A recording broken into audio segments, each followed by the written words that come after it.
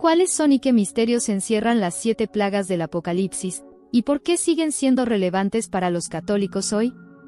Descúbrelo conmigo que te lo cuento todo en este video. Las 7 plagas o copas de la ira se refieren a los últimos castigos de Dios descritos en el libro del Apocalipsis capítulo 16 versículos 1 al 21, que representan juicios divinos sobre la humanidad.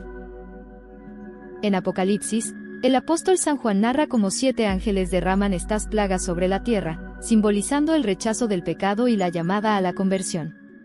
Ya te cuento cuáles son.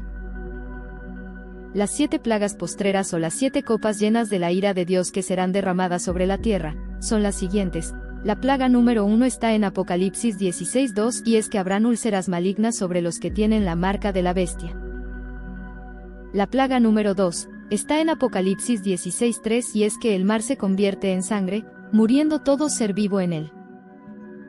La plaga número 3 está en Apocalipsis 16, versículos 4 al 7 y es que los ríos y fuentes de agua se convierten en sangre.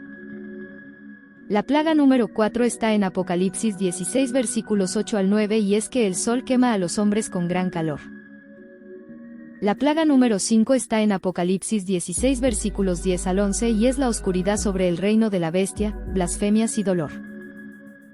La plaga número 6 está en Apocalipsis 16 versículos 12 al 16 y es el río Eufrates que se seca para preparar el camino a los reyes del este, o sea, el Armagedón. Y finalmente, la plaga número 7 que está en Apocalipsis 16 versículos 17 al 21 y es que vendrá una gran tormenta de granizo y un terremoto sin igual, con caída de ciudades y montañas. La tradición de la Iglesia interpreta las plagas como señales de la justicia de Dios y advertencias para que el hombre retorne a Él, especialmente en tiempos de intensa corrupción. A lo largo de los siglos, teólogos como San Agustín o Santo Tomás de Aquino vieron estas plagas como imágenes, no solo históricas, sino también espirituales de la lucha contra el mal. La ley natural enseña que todo acto tiene consecuencias. Las plagas ilustran la relación entre la libertad humana y sus responsabilidades morales. Espiritualmente, las plagas muestran la urgencia de la conversión y el arrepentimiento, claves para acercarnos a Dios y vivir en gracia. La Iglesia utiliza estos relatos para educar al pueblo de Dios sobre la realidad del pecado y la esperanza de la redención, destacando la misericordia junto a la justicia. El magisterio explica que la Iglesia primitiva experimentó persecución, por ello, comprendía estas plagas como llamadas a la fidelidad ante la adversidad. Las 7 plagas se relacionan estrechamente con otros temas cristianos como el juicio final, el sacramento de la reconciliación y la vigilancia espiritual. Entre sus simbolismos, destacan la purificación, la justicia divina y la victoria del bien sobre el mal, con imágenes intensas como sangre, fuego y oscuridad.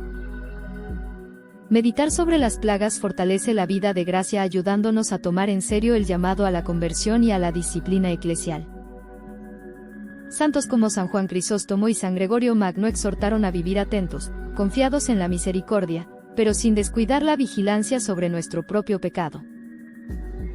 Para el adulto católico, estas narraciones invitan al examen frecuente de conciencia y a cultivar la esperanza, especialmente en tiempos de dificultad. Para niños, niñas y jóvenes, la enseñanza se concreta en evitar la desobediencia grave y, sobre todo, en confiar siempre en el perdón de Dios, aprendiendo del error. Hoy, el desafío es evitar interpretaciones literales extremas o minimizarlas. Las plagas recuerdan la seriedad del mal y la urgencia de buscar la santidad personal y comunitaria. Gracias por haberte quedado hasta el final. Espero que te haya sido útil y te haya gustado.